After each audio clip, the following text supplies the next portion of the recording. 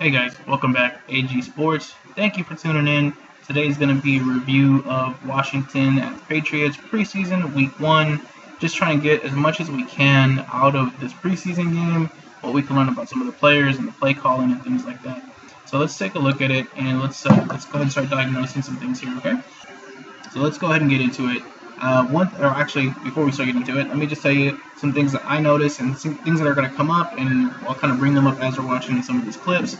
But one thing is the Patriots loved using pre-snap motion, and they also use a lot of play action, and it really helps their offense in several ways.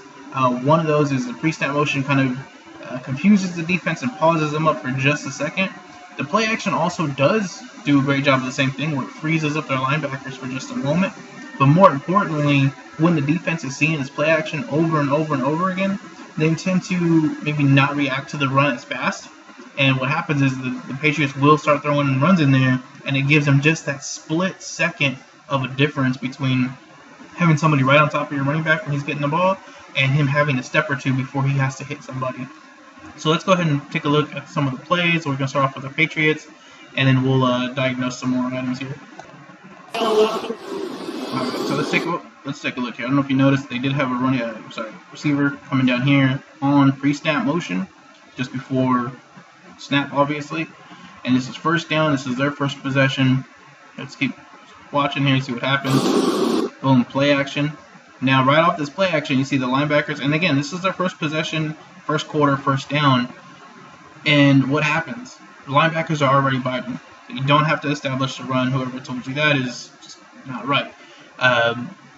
We have these guys biting down. We have your safeties still kind of playing back off a little bit, so they do have a little bit of cushion. And all this motion and play action has kind of made the defense a little hesitant. So Cam is going to have a clean pocket, I guess is what you'd call it, to kind of work from. So let's see where he goes and who he hits with this pass.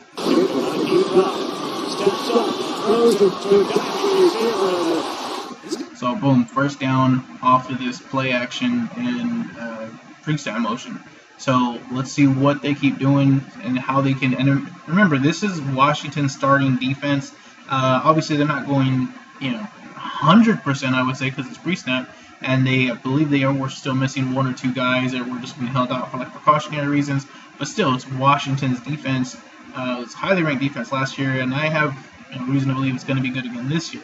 But let's see what the Patriots do next. Yeah, that's the thing about that number. So last year, 44% of the time, defenses were 8 points against. All right, so here off this, again, first down, they are passing it. There was a little pre-snap motion here, but then you have Johnny Smith coming here on a 1-yard pass. It's just 1 yard, and you might think, a run or a pass on first down, if it's a pass of 1 yard, does it really make a difference? Yes, it does, because a run, all these guys are collapsing on the running back as soon as he gets the ball. With a pass, Jonnu has yards before anybody is even going to touch him, and he gets a little bit of a second or two to kind of diagnose where he's at, where he wants to go, maybe where his blocks are at. So let's see what he does with this.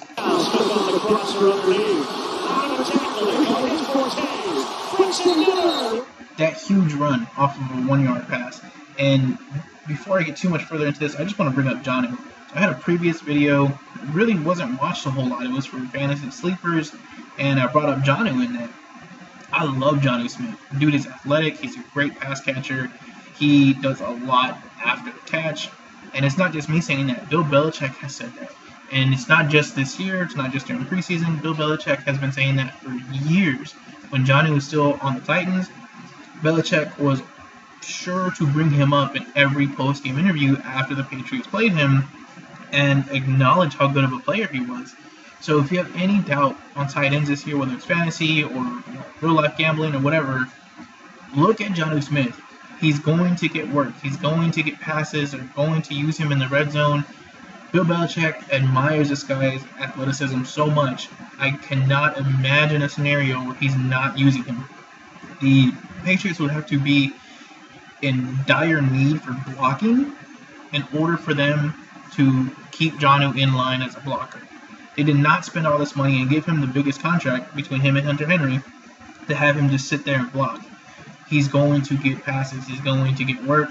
I just wanted to bring that up. And, I mean, look at what he just did. He turned a 1-yard pass into like a 15-yard gain. He's going to do that. That's the kind of player he is.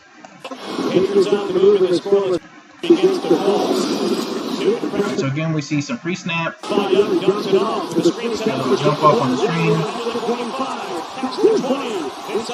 What else did you notice? There was 1st and 10. 1st and 10 in a pass. Pass to the running back, still a pass. 1st down is a great time, if not the best time, to be hitting the defense with some passes. They don't know what's coming. You can literally do anything you want on 1st down, and the defense is going to just kind of take a 50-50 shot as to what you're doing, whether it's run or pass. Alright, so now this is what I was talking about. On 3rd down and 13, this is situational. I'm sure everybody knows that already, but 3rd and 13, everybody knows there's a pass coming.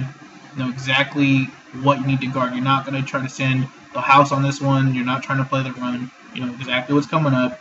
And let's just take a look at what the Patriots do here. The X-49er moves in motion.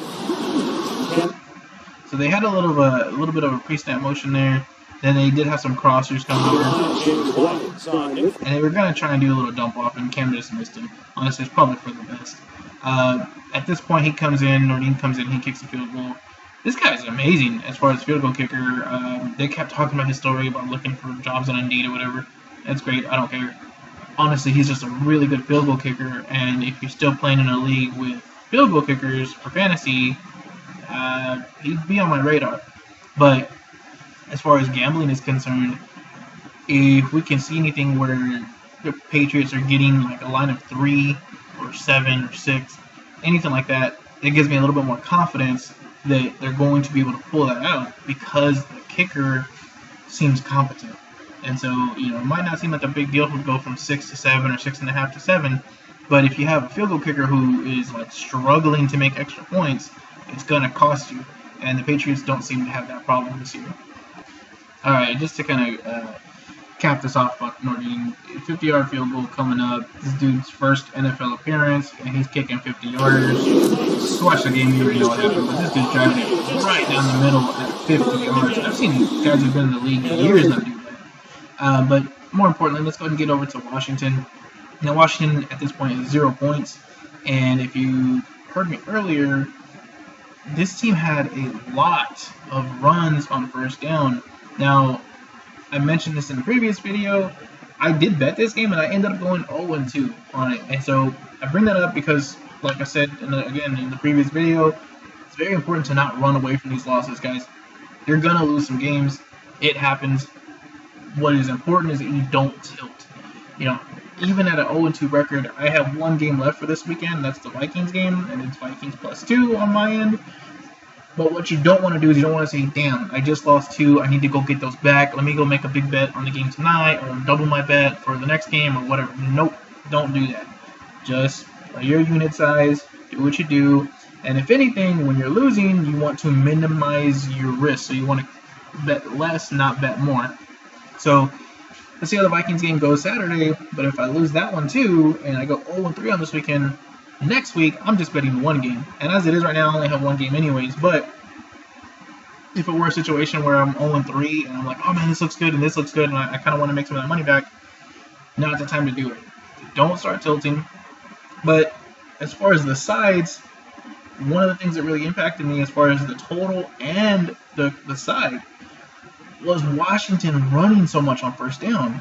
I did not expect that, and I really thought that with their starters in it, that Washington was going to be more aggressive in trying to score, trying to get Ryan Fitzpatrick comfortable with this team and his timing down and things like that, and kind of going full speed against another team. They already know what Gibson can do. They already know what the running backs can do. Those guys are comfortable in this. They don't need to keep getting more and more plays. Fitzpatrick, which he's a veteran, the dude's been in the league forever already, and so I'm sure he's fine too, but to try and kind of fine-tune this team, his passing, his progressions on the different playbooks, I thought for sure they were going to have him in there to be going aggressive and throwing some passes, and it didn't end up happening. And because they were running so much on 1st down, not only did they not score, or did they not move the ball efficiently, but then they ended up not scoring. And they would get into field goal range, and then they had missed field goals. So an inefficient offense basically led them to lose. But then even when they got into field goal range, they ended up missing field goals, which cost us at least 6 points. And those 6 points would have put us over the total as far as our total was concerned. So we would have won the over on that. Side was just the wrong side in general, but at least the total could have been saved had it been a little bit more efficient, or had at least one of those field goals gone in. Or maybe even had just one more chance for the field goal would have helped. But it is what it is. Like I said, we're going to keep that going and hopefully just win on Saturday with the Vikings. But let's go and look at their offense. So now it's second quarter. They need to score. They're finally going to change it up. They have Heineke in there now. And let's see what they do differently this time. Play the games, but when you're playing in front of an empty stadium, it's hard. Junior's going to get into the physical run to the pylon, stuff with the short range being the state of that game is Washington coming around with the eventual champions. Now off the play there. Stands in. He's under pressure. He's caught. All right, so we just watched two plays. One of them was a run on first, which luckily resulted in a pretty decent gain, and then they ended up converting that into another first. Then they finally go back to pass on first down, and what happens? He gets sacked. Now, if this is Fitzpatrick, who knows if he gets sacked or not? He probably still does. It's just a bad block. But the important thing to note is that they are at least trying to be more aggressive here, knowing that they need to get some points on the board before they start falling down between more than one score. But let's see what happens here. Heineke rifles it down the middle, finds the tight end base. Really, if you're one of those fringe guys, being 5-5 ball guys, you gotta make some plays. Heineke on the Patriots rush forward. Heineke wears back, fires it. Alright, so we just watched another 3 plays right there. And again, a lot of those first downs ended up being passes, and at 2nd and 5, they were in a good spot. One, they had good EDSR because they got half of the distance needed for the first down on first down. But secondly, at a 2nd and 5, because we had passed the first time, no, the defense still is not really, any more aware of what you're going to do. At 2nd and 5, you can still run or pass. And then we see a first and 10, I'm sorry. And then they actually come out with a pass again, being aggressive, and they finally connect on this one, and they don't get sacked, they don't have any issues. And not only does it go for the first down, it puts them in field goal range again. And with preseason, at the very least, what we really want to see is them get into field goal range or into the red zone, just to kind of see what that looks like as well. And the coaches also want that, because they want to be able to critique that area of the field and what needs to be coached upon. So let's see what happens. Steven Seals Jones, the well-traveled tight end in motion, and Heineke's going in the other direction. This ball. Good throw. Look at a 6-0 Patriot lead here in the second quarter. He's back to work. In the pocket, getting time. The reset, now in trouble. Tries to throw. Coming back to the ball. Alright, so a couple of plays there, not really too much, other than there was a fantastic catch, but that's not really something you need to know as far as fantasy or anything is concerned. Those are just kind of one-off plays. But really what happened here is on first down, they went to the run again. Second, they tried to pass, and it ended up just being a whole bunch of nothing. And so they had to pass on third down. The Patriots knew what was coming. Washington knew they had to do it. And it ended up resulting in a great catch. But it had to be a special catch and special pass, and the refs had to get it just right and realize that it was a catch and not a drop, just to be in scoring position. So I'll cut to the chase here, guys. They go and run into the score on this one. One of their few touchdowns on the day. Really, my main point here is that Washington's offensive play calling is not efficient at all, at least not in the preseason. And the reason I had bet them before this game was because Ron Rivera tends to actually care about these games.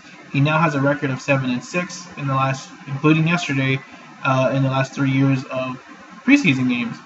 So he's not one of these coaches that just goes out there and doesn't care and just whatever. I just want to see my guys, see how good they are against another team. He's really putting in some sort of emphasis and effort on winning these games. And the fact that the play calling is still not that good leads me to kind of worry about Washington's offense, even with Fitzpatrick. Obviously, they're going to score some points, and yes, they probably would have scored more, and it's going to be better when they actually have all their starters in there for the full game.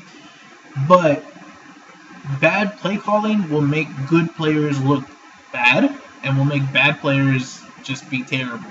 So I don't care how good your individual players are, if your play calling is not great and it's not optimal, the results are not going to be optimal. So those are some things we picked up from yesterday's game. Patriots are going to use a lot of kind of misdirection and different tactics to move their ball, and they're going to try to kind of mask the fact that Cam can't really go deep anymore. So a lot of passes to the running back, passes to Jonnu as tight end, and just kind of playing within that construct of like, hey, we can't go for a 40-yard pass here. Washington, on the other hand, is going to be very run heavy. They're probably going to be relying on Gibson and then trying to have like McLaurin and Fitzpatrick pull them out of some jams. And again, guys, this is all preseason, so I'm not saying this like for certain, like this is going to be how it's going to be. There's only one way to see it now. Like that's not at all what I'm saying. That's just what we saw last night. And as the season starts, you want to just kind of keep that in the back of your mind, keep these things in hand, because if it's getting 1, 2, 3, 4 games into the season and we're still seeing these things, then we know who these guys are.